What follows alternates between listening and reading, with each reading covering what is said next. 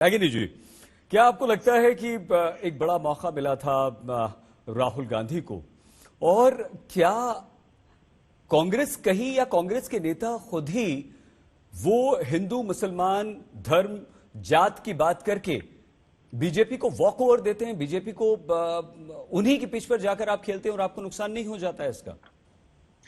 अंसारी जी, सभी वक्ताओं ने जो प्रश्न पूछे या कांग्रेस के बारे में जो बात कही, मुझे लगता है 3 प्रश्न मूलतः सामने आए। पहला तो ये कि रैली राजस्थान में हुई, उत्तर प्रदेश में क्यों नहीं हुई, और क्या हमने एक मौका गवा दिया। तो मैं आपको बताना चाहती हूँ कि कांग्रेस जब मुद्दे की राजनीति करती है तो कैसा नैरेटिव सेट होता है। उत्तर प्रदेश की बात करती हूँ।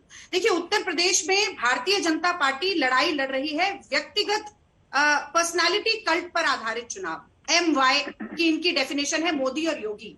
समाजवादी पार्टी पूरा जातिवाद के आधार पर चुनाव लड़ रही है, उनकी MY की डेफिनेशन है मुस्लिम और यादव। और प्रियंका गांधी ने जो नैरेटिव सेट किया है वो जनवादी चुनाव, वो मुद्दों पर आधारित चुनाव का नैरेटिव है। हमारी MY की परिभाषा है महिला और यूथ।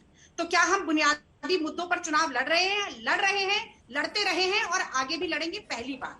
अब मैं दूसरी बात पर आ जाती हूँ। गौरव भाटिया जी ने कहा कि कोई उत्तर प्रदेश में अंदर आकर सांप्रदायिक बयान नहीं दे सकता। मैं बिल्कुल सहमत हूँ, क्योंकि उत्तर प्रदेश में सांप्रदायिक बयान देने का जो ठेका है वो योगी आदित्यनाथ जी और भारतीय जनता पार्टी के तमाम नेताओं ने उठा रखा है। अभी कुछ दिन पहले ही कह रहे थे कि तीर्थ स्थलों पर अब पैसा खर्च हो रहा है, कब्रिस्तान पर नहीं हो रहा है। उससे कुछ दिन पहले की बात करें तो अब्बा जान और चचा जान याद आ जाता है। और अगर हम अमित शाह जी की बात करें तो याद होगा आपको कि यहाँ चुनाव होगा, वहां पाकिस्तान में बम पटाखे फूटेंगे।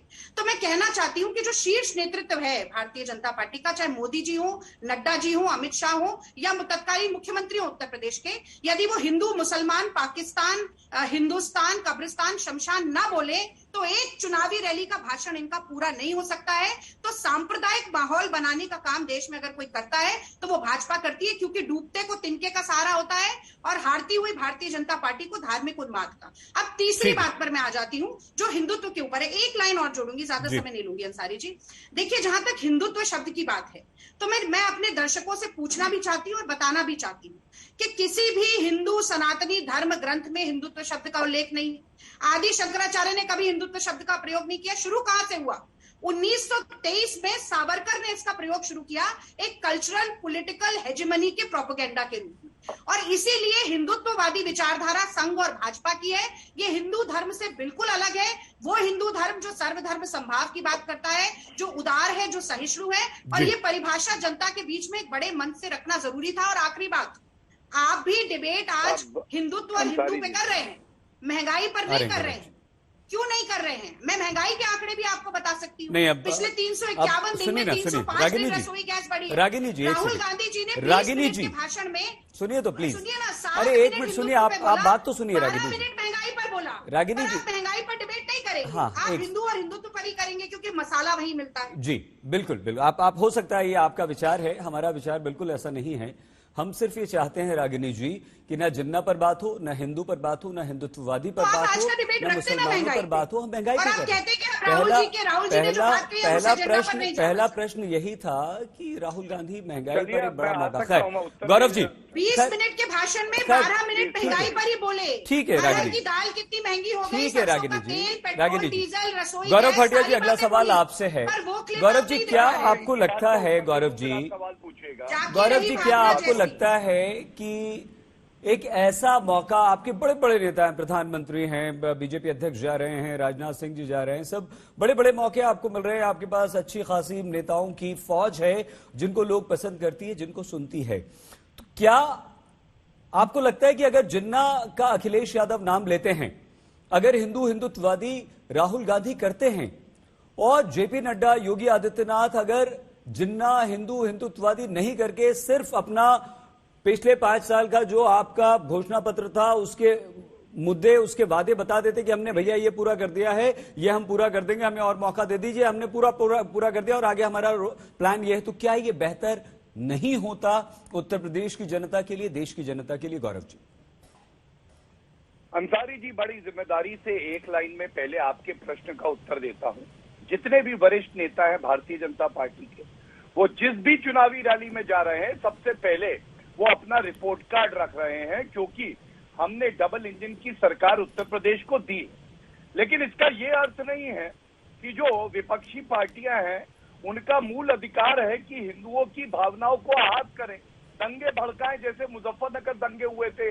कांग्रेस सत्ता में थी केंद्र में, समाजवादी पार्टी प्रदेश में, और अगर वो भावनाओं को आहत करेंगे तो ये भी हमारी जिम्मेदारी है कि हम लोग हिंदू धर्म के जो अनुयायी हैं उनका पक्ष रखें। अब मैं मुद्दे की बात करता हूं, पहले राजस्थान और फिर उत्तर प्रदेश।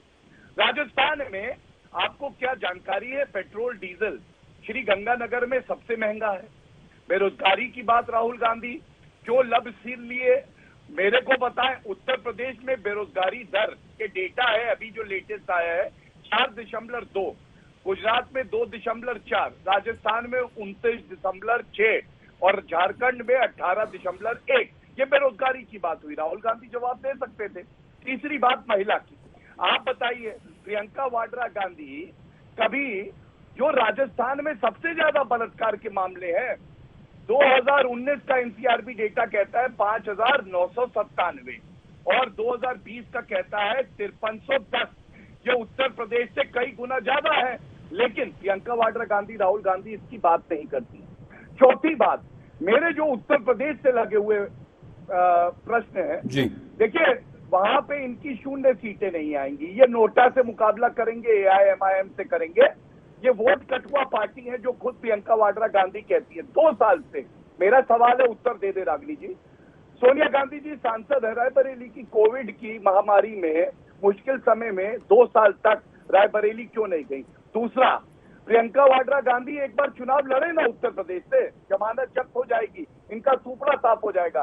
वो क्यों? आपको मालूम है उत्तर प्रदेश की जनता योगी आदित्यनाथ जी द्वारा जो धारा बह रही है उसमें विश्वास रखती है।